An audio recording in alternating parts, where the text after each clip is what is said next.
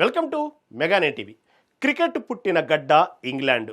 అక్కడి ప్రతిష్టాత్మక లార్డ్స్ మైదానంలో ఒక మ్యాచ్ ఆడటమే ఎంతో గొప్ప. కానీ అలాంటిది ఆతిథ్య ఇంగ్లాండ్ జట్టును వారి సొంత గడ్డపైనే చిత్తుగా ఓడించటం అంటే మామూలు విషయం కాదు. కానీ మన భారత మహిళా క్రికెట్ జట్టు ఆ అసాధ్యాన్ని సుసాధ్యం చేసి సరికొత్త చరిత్ర సృష్టించింది.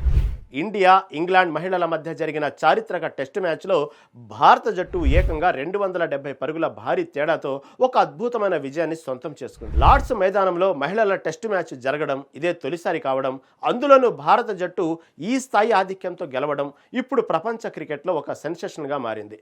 అసలు ఈ మ్యాచ్లో ఏం జరిగింది? మన అమ్మాయిలు ఇంగ్లాండ్ను ఎలా మట్టి కర్పించారు?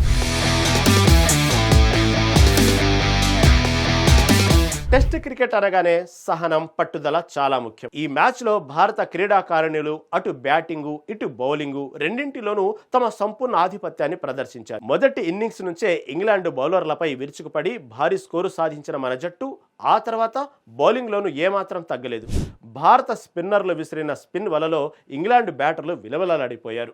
వాళ్లకు క్రీజులో నిలదొక్కునే అవకాశం కూడా ఇవ్వకుండా వరుసగా వికెట్లు పడగొట్టి ఇంగ్లాండ్ బ్యాటింగ్ లైనప్ను కుప్పకూల్చారు. 270 పరుగుల భారీ మార్జిన్తో గెలవడం అంటే అది కేవలం గెలుపు కాదు, ప్రత్యర్థిపై మనం చూపించిన పూర్తి డామినేట్. మ్యాచ్ ఆరంభం నుంచే భారత బ్యాటర్లు బౌలర్లు అద్భుతమైన ప్రదర్శన కనబరిచారు. తొలి ఇన్నింగ్స్ లో వైస్ కెప్టెన్ స్మృతి మంధాన 83 పరుగులు, కెప్టెన్ హర్మన్ ప్రీత్ కౌర్ 58 పరుగులు, దీప్తి శర్మ 57 పరుగులు చేసి జట్టుకు మంచి స్కోర్ అందించారు. భారత్ తొలి ఇన్నింగ్స్ లో 285 పరుగులు చేసింది. అయితే ఇంగ్లాండ్ తొలి ఇన్నింగ్స్ ప్రారంభించగానే భారత బౌలర్లు చెలరేగిపోయారు. ముఖ్యంగా అరంగేట్రం చేసిన క్రాంతి గౌడ్ అద్భుతమైన బౌలింగ్ చేసి ఇంగ్లాండ్ బ్యాట్స్మెన్లకు చుక్కలు చూపించింది. ఆమె 5 వికెట్లతో సత్తా చాటడంతో ఇంగ్లాండ్ కేవలం 170 పరుగులకే ఆల్అవుట్ అయింది. ఇది భారత జట్టుకు భారీ లీడ్ అందించింది. క్రాంతి గౌడ్ కేవలం 5 వికెట్లతో లార్డ్స్ టెస్ట్ హానర్స్ బోర్డులో తన పేరును లిఖించుకున్న తొలి మహిళా క్రికెటర్గా చరిత్ర సృష్టించింది.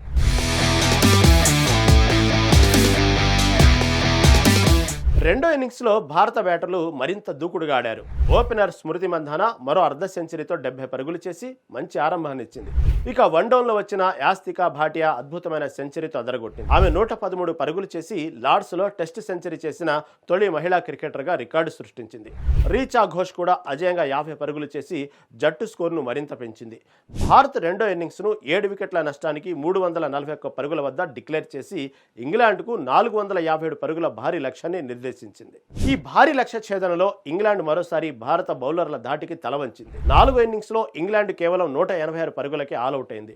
దీంతో భారత మహిళల జట్టు 270 పరుగుల భారీ తేడాతో ఈ చారిత్రక టెస్టు మ్యాచ్ కు కైవసం చేసుకుంది. ఈ విజయం భారత మహిళా క్రికెట్ చరిత్రలో ఒక మైలురాయి. Kranti Goud player of the match గా ఎంపికైంది. ఈ విజయం దేశవ్యాప్తంగా క్రికెట్ అభిమానులలో ఉత్సాహాన్ని నింపింది.